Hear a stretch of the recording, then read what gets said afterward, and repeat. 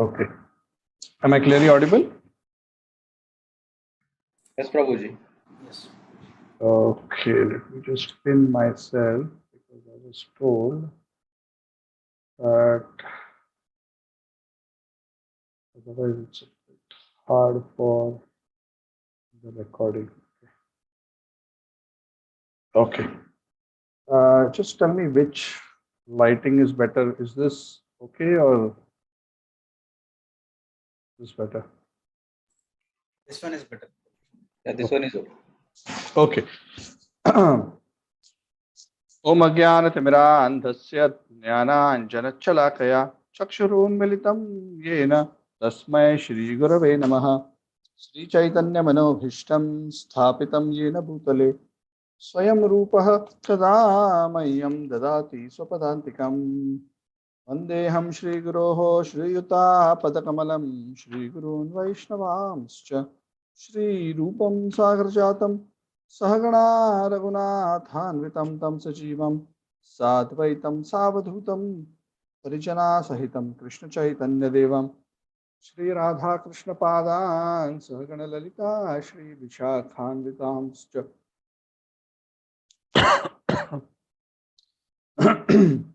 Hey Krishna Karuna Sindhu Dinabandhu Jagatpate Gopesha Gopika Kanta Radha Kanta Namostute Tapta Kanchana Gaurangi Radhe Vrindavaneshwari Vrishabhanu Sute Devi Paranamami Haripriye Pancha Kalpatarubhyascha Kripa Sindhubhya Evacha Patitanam Pavanebhyo Vaishnavebhyo Namo Namaha Jai Shri Krishna Chaitanya Prabhu Nityananda Shri Advaita Gadadhara Srivasadi Gaur Bhakta Vrinda Hare Krishna Krishna Krishna Hare Hare Hare Rama Rama Rama Hare Hare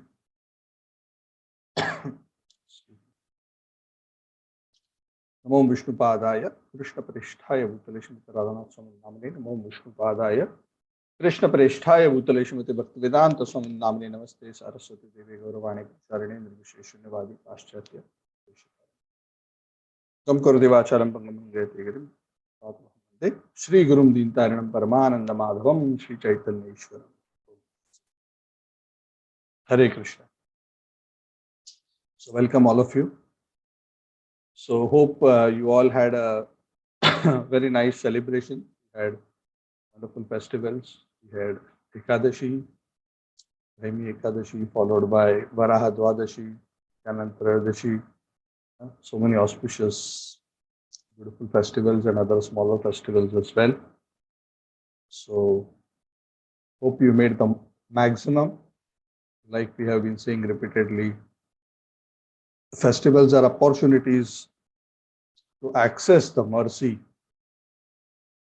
of those particular forms of the Lord or those acharyas more easily. So should always make an effort to especially pray on these days. So we are continuing our journey on the 15th chapter, Purushottama Yoga.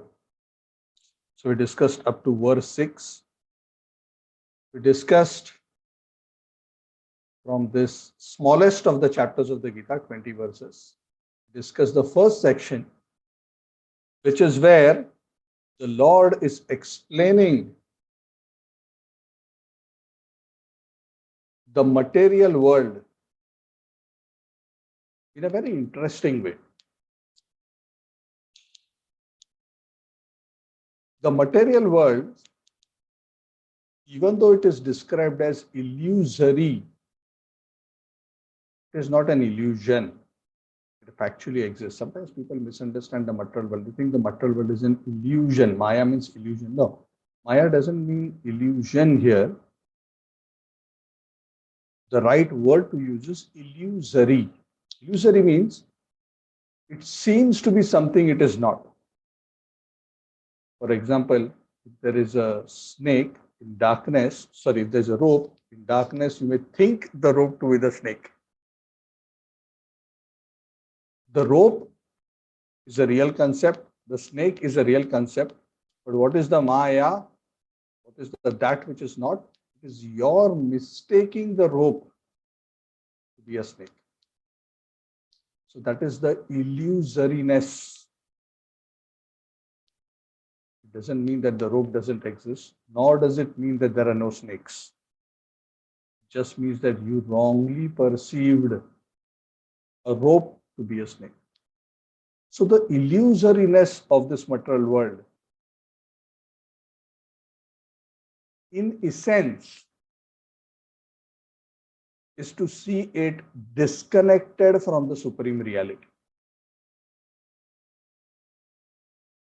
To think of the material world as all in all, everything that is. And this kind of a worldview leads people into atheistic thinking that my body is me and there is nothing beyond the body. There is nothing beyond sense perception. So this is a very deluded thinking as per Bhagavad Gita. Because our material senses are limited. All human beings are affected by the four defects: imperfect senses, illusion, tendency to cheat,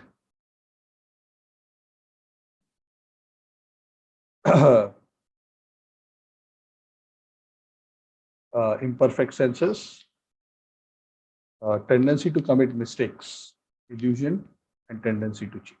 Four things. So we are illusioned because we misperceive things. So Bhagavad Gita is not trying to fix our eyes. It's not going to make our vision sharper so we can really see things with 5x magnification or 100x magnification. No, that's not what Bhagavad Gita is trying to do. Bhagavad Gita is trying to remove the illusory interpretation of what we see. It is trying to help us see with the eyes of knowledge so that we see things for what they are and not be deluded by the apparent. And that is why in the 15th chapter, Krishna begins by explaining the illusory nature of the material world and how this illusory material world relates to the real world. And what is that real world? And what is the relationship between the real world and the illusory world, the temporary world? Illusory is also temporary. That's why the first 6 verses are devoted by Krishna to explain that. And Krishna explains it by a very beautiful analogy. And we discuss this in great detail. I'm not going to go through all parts. I'm just trying to set the context. Krishna says, Urdha Moolam Madashakam Ashwatham Prahurabhyam Chandamsi Asya Varnani Yastam Vedasam.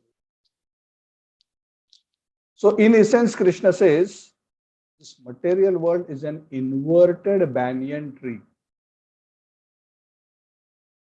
This roots up, branches down. And we analyzed how essentially Krishna is giving the analogy of a reflection of a real tree in a lake to explain to us the concept of spiritual world, the real original world, the reflected material world, which is temporary and which is reflected on what? Not on water, but reflected on desire. So, a material desire, their consciousness goes into the material world, the reflection, where the living entity is bewildered by false ego because of being covered by the 3 modes of material nature and becomes trapped in a perpetually frustrated endeavor of trying to be happy in an impermanent situation. So we are actually on a project which is doomed to fail. What is the project we have all embarked on since time immemorial? To become happy in a place where we cannot be happy, by definition. Correct? Just like if we sit on a donkey and we say, one day I'm going to make the donkey fly from here and go to Chennai. We're sitting on the donkey, trying to get the donkey excited, coach him, train him, put plastic wings on him. No matter what you do, the donkey is not going to do the work. In fact, the donkey is going to kick you again and again as you are trying foolish things on him. Because the donkey was never meant to fly. So if we believe in illusory concepts, we are only going to get frustrated and suffer. And that's what Krishna says. Earlier in the Bhagavad Gita, Krishna has already said, Dukkhalayam ashashvatam. This material world is a place of misery, certified. Krishna is certified. Krishna is the manufacturer. So you cannot go to Krishna and complain, Krishna, oh, I'm suffering. Yeah, when I gave the product only, I certified it is Dukkhalayam. Who asked you to look for happiness here? So we have to blame ourselves. We are trying to make the donkey fly. So Krishna is trying to explain to us what the real idea is. Krishna is trying to say that your consciousness has got reflected from the mirror or the reflecting surface of material desire, and you are now entrapped in the material world. But please understand, the real basis of this tree is the spiritual world.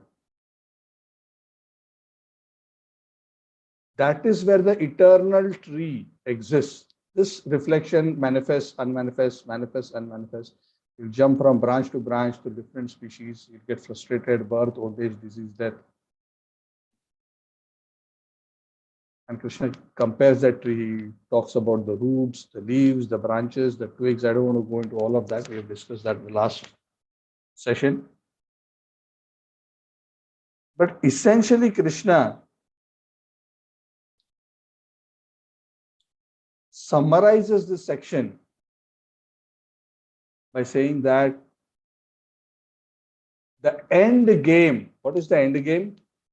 The end game is to understand you are in an illusory place and not to try to find happiness in illusory place, but try to go to the original.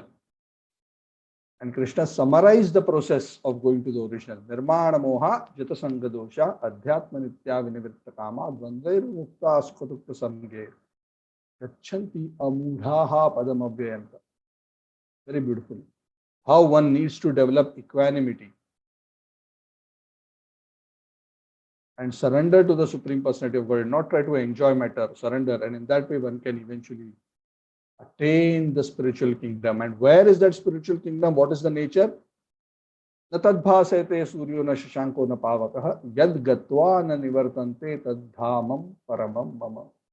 In the reflection, there will always be birth, old age, disease, that you have to jump from branch to branch based on your karma. But that abode of mind, the original, not the reflection, the original, once you attain it, you'll never come back. And that is why that is the goal worthy of pursuing. Because the reality of the material world is no matter how high you go, no matter what you achieve,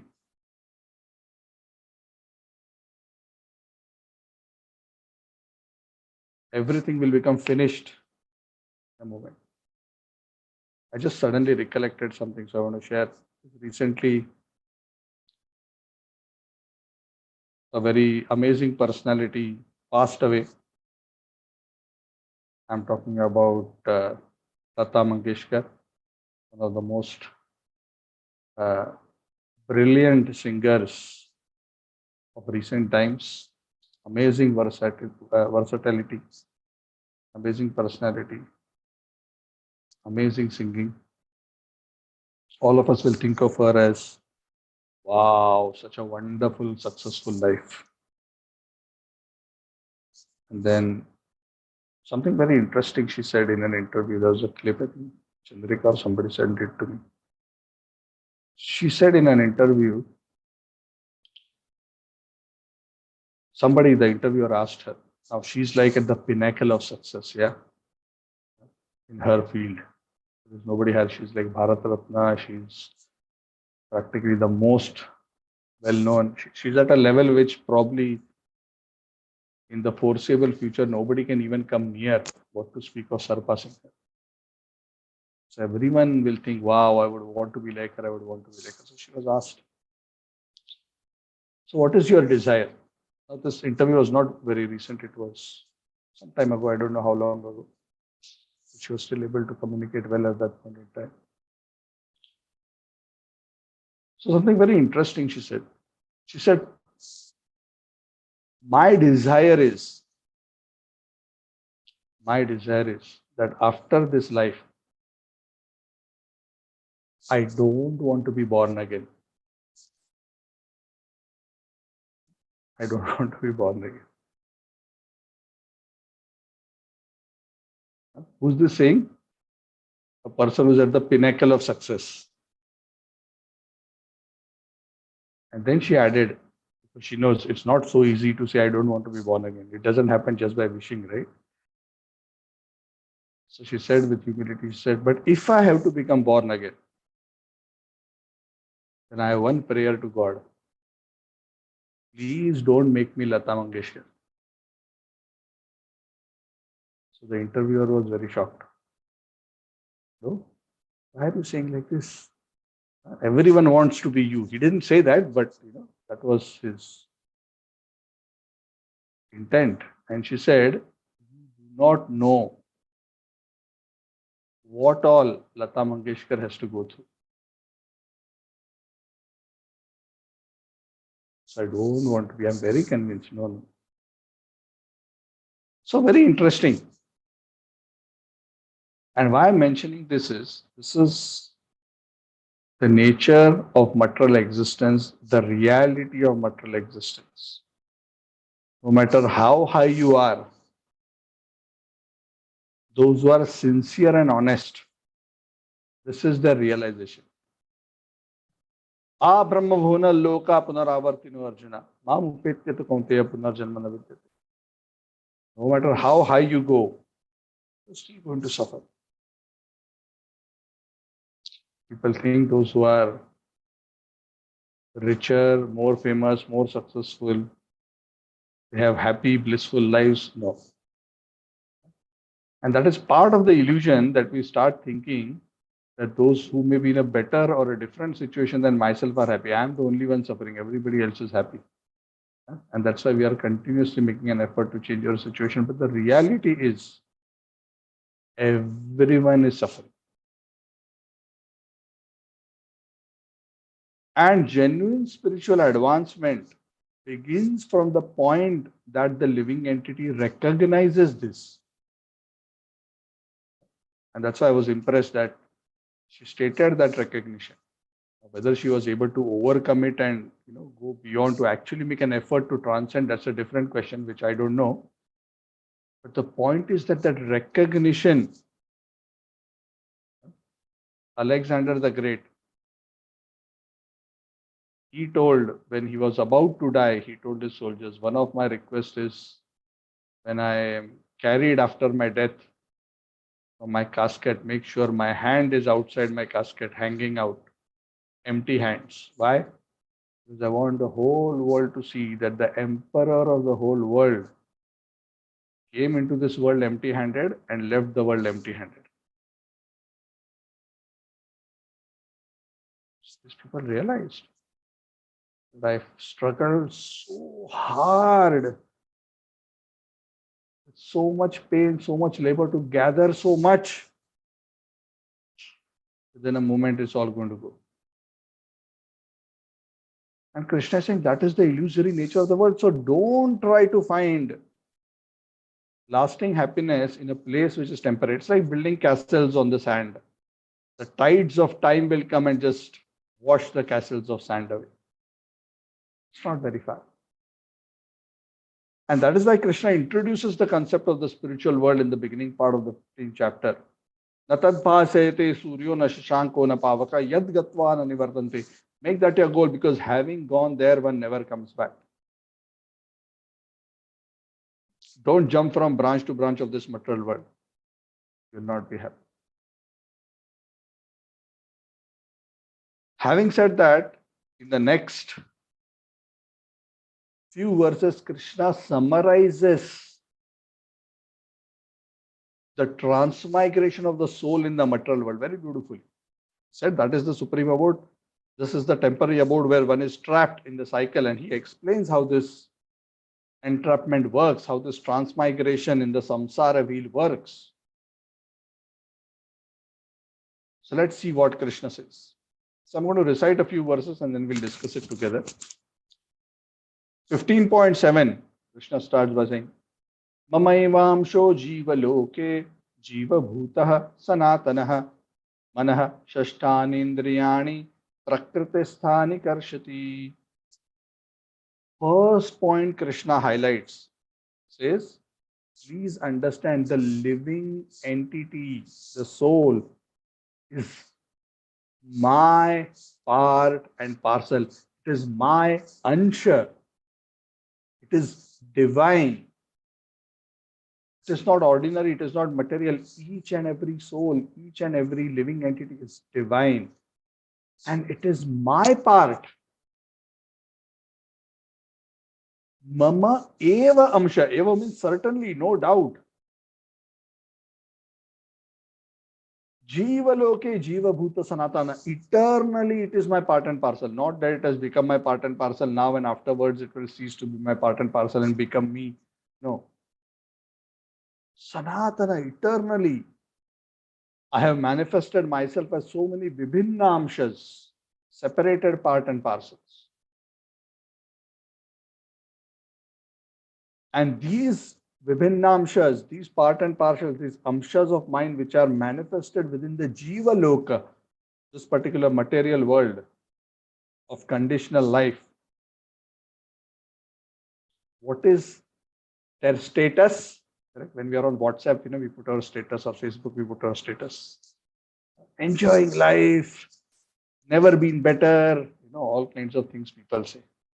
But Krishna says the reality of everybody's status is mana shashtani indriyani prakriti sthani karshati.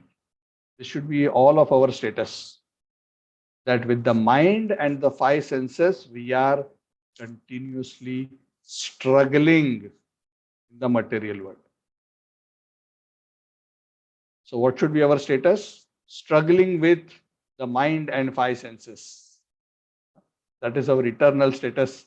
Not eternal, but that is our perpetual status in the material world. So Krishna is saying, they are my amshas. But as long as they are within the illusory reflection, manaha, shashtani, biryani, prakriti, sthani, karsha. They are struggling. You don't need to ask. We ask each other, how are you doing? Oh, I am great. So anybody who says they are wonderful and they are happy, don't believe them. It's not that they are deliberately lying. Some may be deliberately lying, but some of them are just so illusioned, they don't understand. The predicament they are in, just like a goat. The example is given, a goat is just about to be slaughtered. It's in a queue, in a mutton shop. Goats one after another. So busy eating the grass, it's not realizing that next turn is of this goat to get slaughtered. Janma mrityu jara vyadhi dukkha doshan darshanam. That is why those who are wise in this world, they understand the miseries of birth, old age, disease, and death.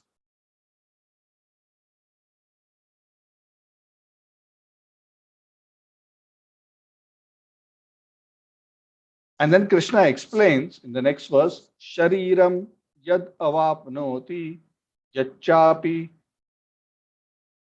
utkramatishvaraha grihitvaitani sanyati vayur gandhan ivasayat.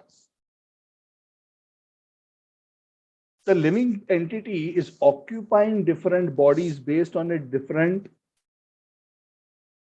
attachments, desires, material conception.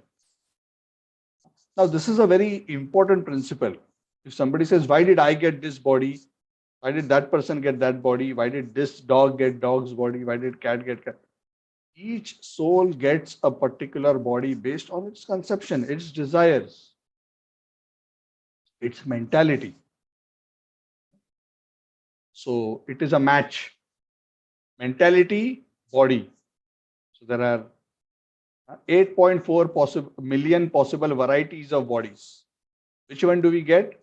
The one which our mentality matches best with. So actually, God is being kind. He's not actually punishing us. Saying, oh, your mentality is just like a dog. Where are you, human being? Or your mentality is just like a donkey. Just like to work hard foolishly without thinking anything beyond that. Become a donkey. Why you want to become human? Or you just like to sleep and sleep and sleep. You better become a polar bear and sleep for 6 months. Why you want to become a human? You can only sleep for 12 hours. Not good enough. The body will not serve your desires very well. So the living entity always gets a body which matches its consciousness. And as the consciousness evolves within a particular life form, and this evolution happens more prominently in the human form, of course, only if an endeavor is made.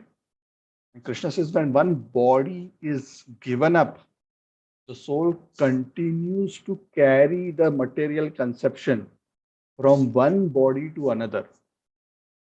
How?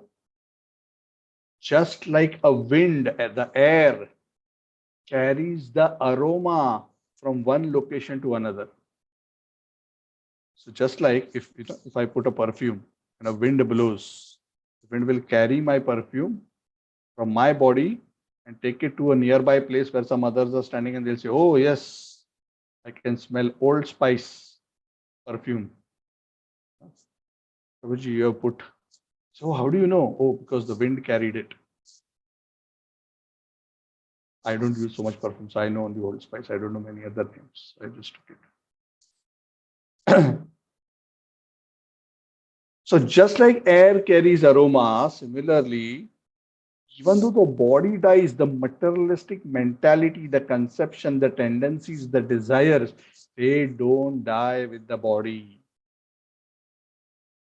The soul in the subtle body carries all the conceptions, the impressions, the desires, the tendencies.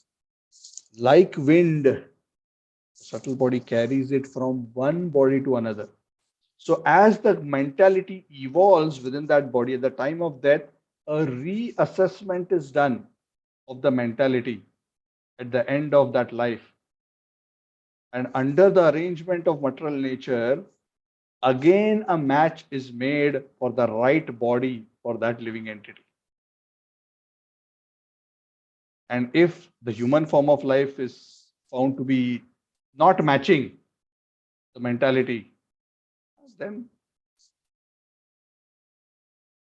a suitable life, whether it is an insect, cockroach, fly, snake, crow, turtle, crocodile, monkey, lizard, 8.4 million varieties to choose.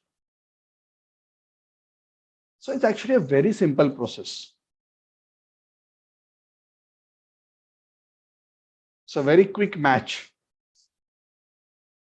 What is your color in the spectrum and that color of vibration of consciousness matches with which life form. Take that body. Finish. Very simple.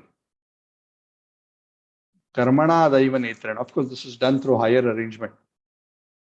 But that is the basic principle. Based on one's activity and concept. Sometimes we say it is based on karma, but yes, it is karma which creates the mentality. It is the mentality which creates karma. So karma and mentality are not really different. Because you cannot have a different karma and a different mentality. Your karma is based on your mentality, and your mentality is what drives your karma. So that is the process. A living entity jumps this inverted tree from branch to branch to branch to branch. as long as there is material ego, as long as there is a desire to enjoy, within the 8.4 million species, the living entity will continue to jump and jump and jump unendingly. In each life form, what the living entity will do? Shotram chakshu sparshanam cha rasanam घ्राणमम evacha adhisthaya manaschayam vishayanupasevate. In each and every life form that the soul jumps into, it acquires a particular type of senses, a particular kind of ear, eye, tongue, nose, which are all grouped around the mind, because ultimately all these senses pour their inputs into the mind. And according to that body and according to the senses of that particular body, the living entity tries to enjoy a particular kind of a material experience of sense enjoyment. That's all. A mentality is developed, and that mentality desires a particular enjoyment, and a particular kind of senses are given to facilitate that kind of an experience. That's why, again, getting a particular body is simply a matchmaking of the consciousness to a life form. What does that mean? That means that if we cultivate the mentality of animals in this life, we are guaranteeing for ourselves an animal life next.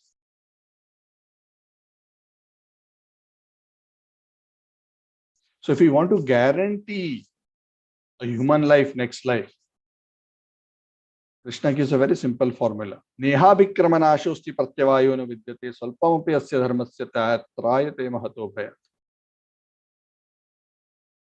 The second chapter, Krishna says, even if you practice a little bit of spiritual life, because spiritual life is the chief characteristic of a human form. In fact, the human form is meant for spiritual inquiry. Athato brahma jigyasa. So if you do that even little bit, then you are guaranteed you will not become an animal or a lower species. Guaranteed. Neha vikramanashosti pratyavayo salpamapi asya dharmasya. Spiritual life is so powerful. If you have made even a little attempt to make spiritual advancement in this life, at least you'll get a human life. So that is a good solace for all of us. Hopefully, of course, we are not at that level that, you have to think like that. But at least that's a very reassuring that those who make any sincere endeavor, even a little bit, to make spiritual advancement, they are protected from the greatest danger. What is that greatest danger? Take birth in the lower species. Why it is such a dangerous situation in the lower species? Some people say, wow, I just wish I was a dog. I wish I was this crow. I wish I was this cat. So nice. But again, because of our illusion, we are not able to understand the factual situation and consciousness and the amount of suffering that is within the consciousness of these living entities. We are very deluded by seeing their external situation. Actually, these forms of life are full of ignorance and full of fear. We are unable to comprehend. We cannot comprehend the amount of fear and suffering within the consciousness of the lower species. And even worse than that, the greatest fear, which even they are not aware of, is that once you get trapped in a lower form of life, you have no way to escape. Because you do not have the discrimination to understand anything. You're trapped. That's why it is so dangerous. In verse 10 and 11, Krishna very beautifully summarizes the process of transmigration of the soul from one body to another. And he says that this transmigration, even though it is so simple, it's not so easy to understand for most people. In fact, only very wise people can see this and understand how this is happening. The foolish people are totally bewildered. They cannot understand how the soul is going from body to body. So in 10 and 11, we'll just quickly recite. Utkramantam stitam vapi janam va gunanvitam mudhananu pashyanti jnana chakshusha. The foolish cannot understand how a living entity can quit one body, nor can they understand what sort of body he enjoys under the spell of the modes of material nature. But one whose eyes are trained in knowledge can see all this. Again, training with the eyes of knowledge. Yatanto yoginas chainam pashyantyatmani avastitam yatantopi akartatmano nainam pashyati achetasaha. Those who are advanced in spiritual consciousness, the endeavoring transcendentalist, who are situated in self-realization, can see this very clearly. For them, it's very clear what is happening. How the living entity in one body is evolving his consciousness in a particular way based on his activities and affinities and propelling his consciousness from one body into another body. In fact, there's something interesting. It's not mentioned here explicitly, but the Shastras explain that at the end of one's life, the sum total of all the activities and the conceptions which has gathered, they all come together and form one final culminatory conception, which is like the final exam, the final thought, which is then evaluated. It's like, marking your final paper. That final sum total is evaluated as this is your final net conception at the time of death. And then it is decided, okay, this is where you stand now. Now which body is suitable for you? And that is what is at the end of the life, automatically the thought that will come in our consciousness will be that which is the sum total of all thoughts, all activities, all desires that one has cultivated throughout his lifetime. And that is why it is so important that we cultivate our spiritual life, our spiritual consciousness very diligently all throughout our life. We cannot think that I will do whatever I want throughout my life. At the end of my life, my wife, my son, my neighbor, my spiritual teacher will come and say, oh, chant Hare Krishna, and I'll chant and I'll go back to God. It is not going to happen. So don't even think about it. Only if you have seriously cultivated transcendental attachment to the Lord, His service, hearing His glories, chanting His glories, hearing the Bhagavatam, worshipping Him, only then it is possible to develop that consciousness at the time of death. And Krishna says that very clearly in the 8th chapter. So this process of transmigration, those who are advanced in consciousness can see very clearly. But those who are not advanced, they are totally unable to see. Nainam pashyanti achetasaha. So having summarized this process in overall across verses 7 to 11, then Krishna explains, yes, the living entity is trapped in this material world. It is going from body to body based on the conception that it is evolving. But please understand, Arjun, that even while the living entity is apparently lost, I am still there for him, both externally and internally. In fact, even within this material world, I am always there. How am I there? Yad aditya gatam tejo jagat bhasayate akhilam yad chandramasi yad chagnau tat tejo vidhi mamakam. Even at the universal level, I am present. The sun, the moon, the light that is coming from that is my effulgence. fire, it's my energy. Tat tejo vidhi mamakam. Understand that tej, that splendor that is coming from the sun, from the moon, from fire. From me, I am the one who's making it possible for material existence to run. So it is not that this reflection I have like thrown it away. God created the material world and ran away. Oh, he's present in the form of his energies, in the form of his opulences.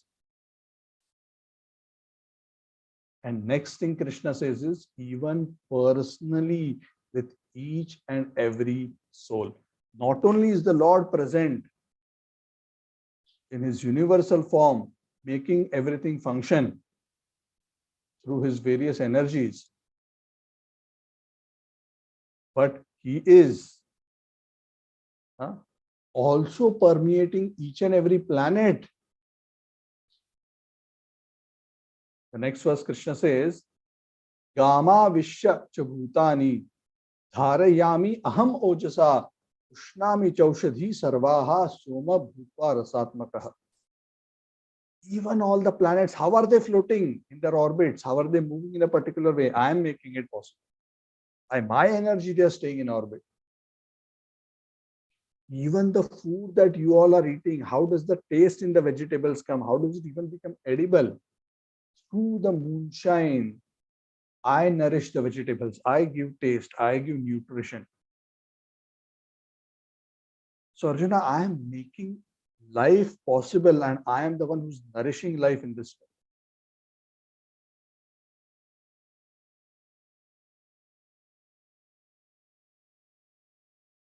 Arjuna, not just this, not just at the universal level.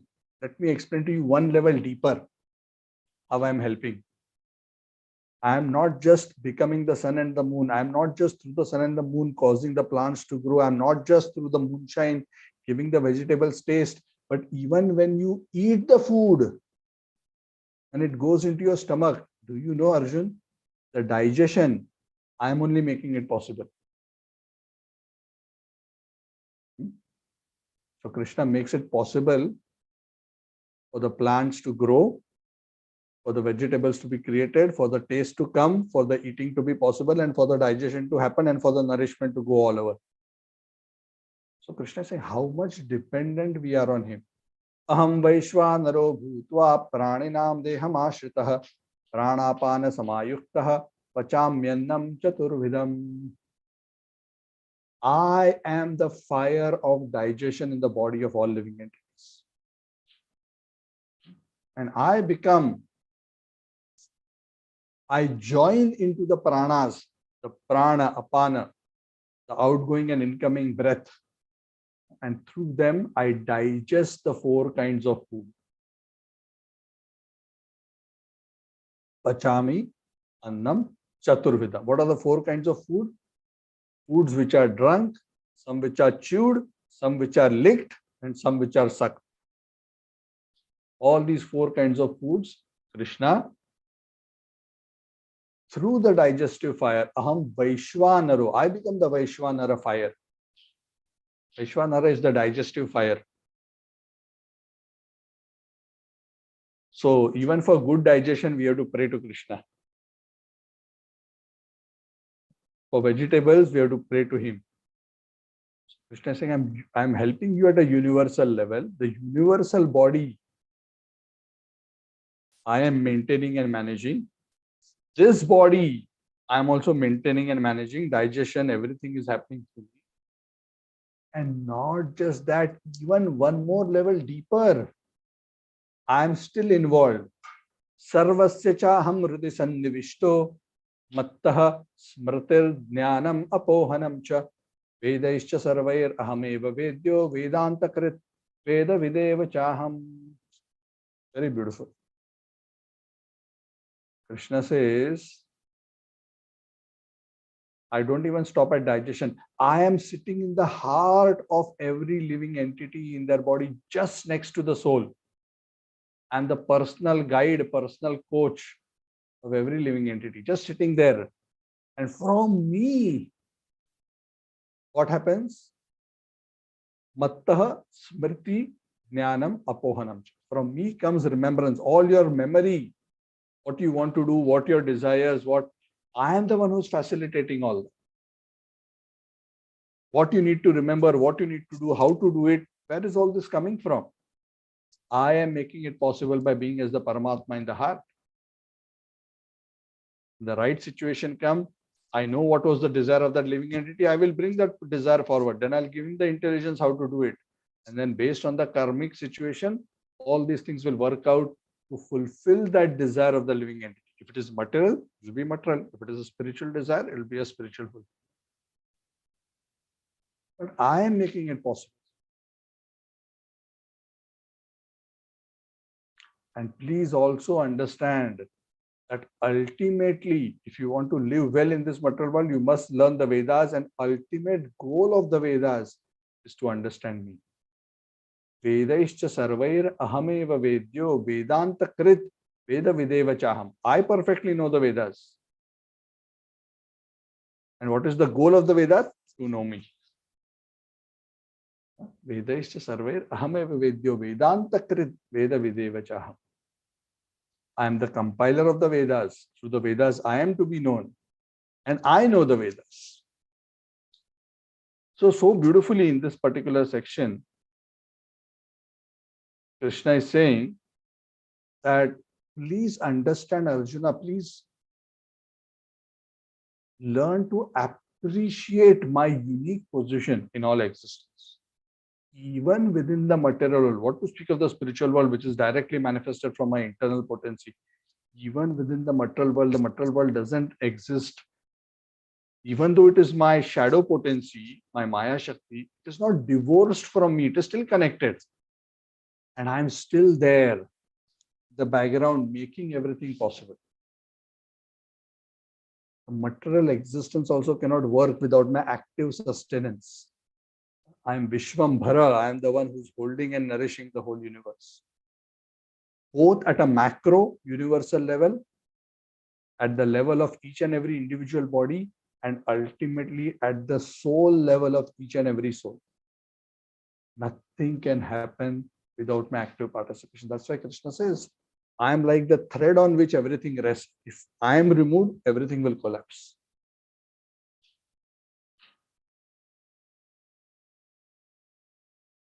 So it's so amazing. That is why one who understands this becomes so grateful to the Lord. He understands how he's actually so dependent on the Lord. Sometimes it is said, I'm going to stop here. I don't want to go to the next section. I just want to share some thoughts. We'll open up the floor. Then next week we will cover from verses 16 onwards to 20.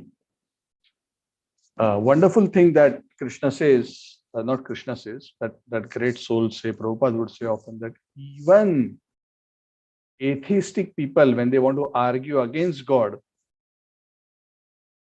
ultimately it is still the Paramatma within the heart of the atheist who is giving the atheist the required intelligence, even though it's perverted intelligence, even though it is deluded intelligence, the intelligence to argue against him. So amazing. So even to deny God, one requires God's help. To say that God, you don't exist, we need God's help. If God doesn't give us help, we cannot even say God doesn't exist. That's how dependent we are on God. It's very amazing. And when we go through the Bhagavad Gita, when we learn all this, we understand how we cannot actually separate Krishna out.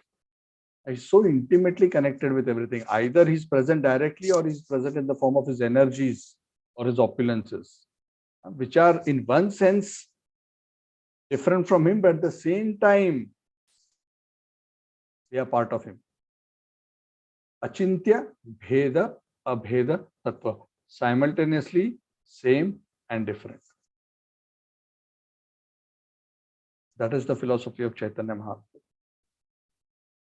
The world, this material manifestation, is it same as God or is it different from God? The answer is both. It is same also and it is different also. The world is not God, but the world is part of God because it is made of his energy, and his energy is not different from him. But he still has his own existence independent of the world. So it's very amazing. So when we understand the message of the Gita properly, Krishna says, we'll understand everything is in me and I am in everything. That is the secret. So he who has understood this secret of how Yomam Pashyati Sarvatra Sarvam Cha Mai Pashyati, he who sees everything in me and me in everything, he understands this statement properly, who has that insight, spiritual vision, and is living in that consciousness. For him, I am never lost and he is never lost. He is always connected to me in pure Krishna consciousness. So beautiful. So very beautifully Krishna explains. So I just want to quickly summarize before we open the floor. Krishna explained the example of the material world as a reflection of the spiritual world. And having explained that concept, Krishna is saying how the goal should be the spiritual world and not being in the material. And one attains the spiritual world by a process of detachment from the three modes and surrendering to the Supreme Power. And once one attains that supreme abode, one doesn't come back to the material world.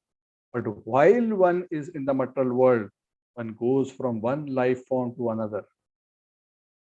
And what forces that going from one life form to another? It is the conception, the mentality of the living entity. At the end of life, whatever mentality a living entity has developed, it pushes him into a body which matches that mentality. If you have a perfectly spiritual mentality at the end of your life, then you don't need the material world anymore. You can attain the spiritual world. So it is not a matter of chance. Who decides your destiny? You may say God decides, but God decides based on what? God is not throwing dice. Oh, Gaur Chandra Das has died. Let me throw dice. 8.4 million species. Let's see what comes out. God doesn't do that. Our destiny is in our hands, in the sense that whatever consciousness we have cultivated, God will just map it through the arrangements of material nature to the next body. So God is not to blame for the status that we are in. We have ourselves qualified ourselves for the next life form. So this process continues, and those who are in knowledge can understand how the living entity is actually transcendental, but because of this false identification, this desire to enjoy the material world, which results in this kind of a material conception of life, causes the living entity to be bound in this world and perpetually go through the cycle of repeated birth and death. Okay, so and Krishna finally, the last few verses that we discussed, he says that even in this world, even though this is the material world, even though the living entity is trapped, how he is present in this world to manage and maintain the affairs of this world at a macro level, at a bodily level, and even at the level of each and every individual. So he's always there as the friend of the living entity. He's waiting when the living entity will turn his face towards him. Even though the jiva may abandon God, God never abandons the jiva. Never. Even the most sinful person is never abandoned. So there is no situation where a living entity is so fallen that he cannot be reclaimed.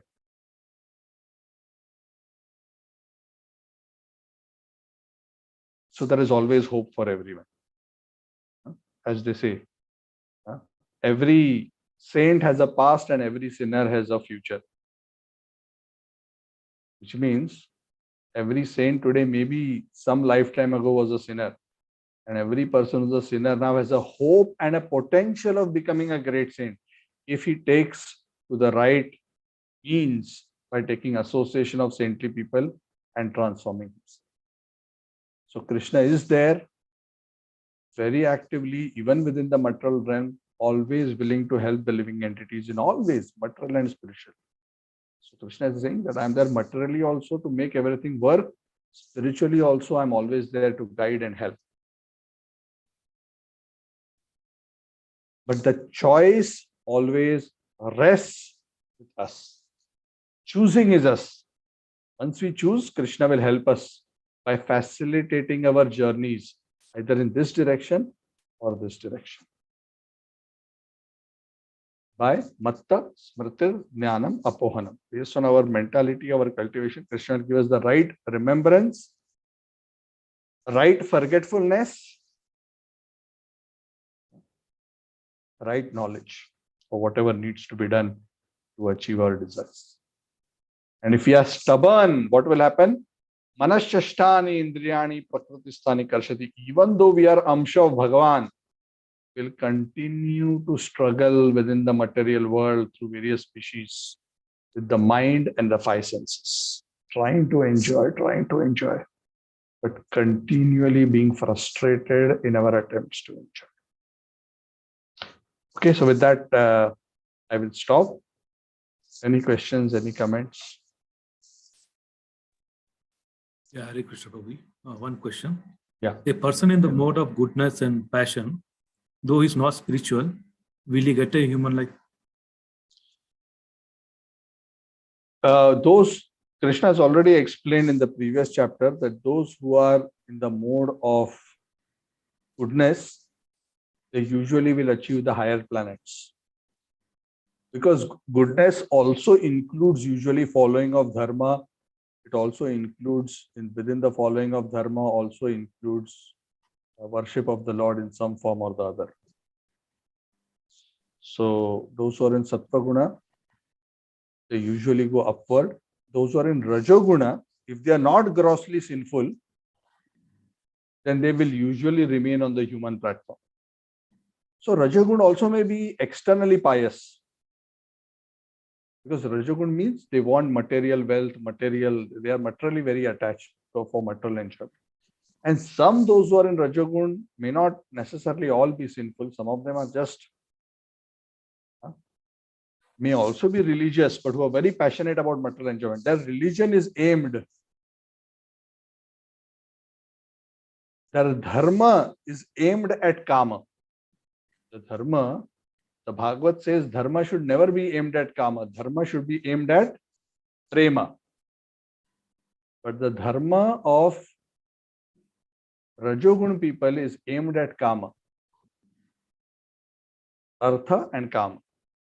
To get material possessions and to enjoy materially. So such people remain at the human level of life.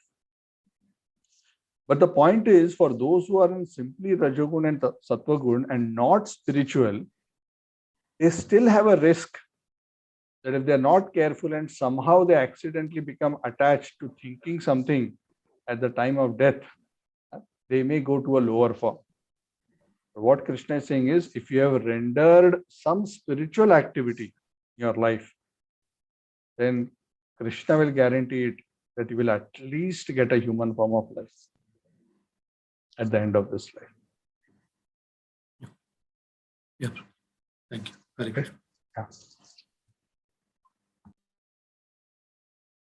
Anything else?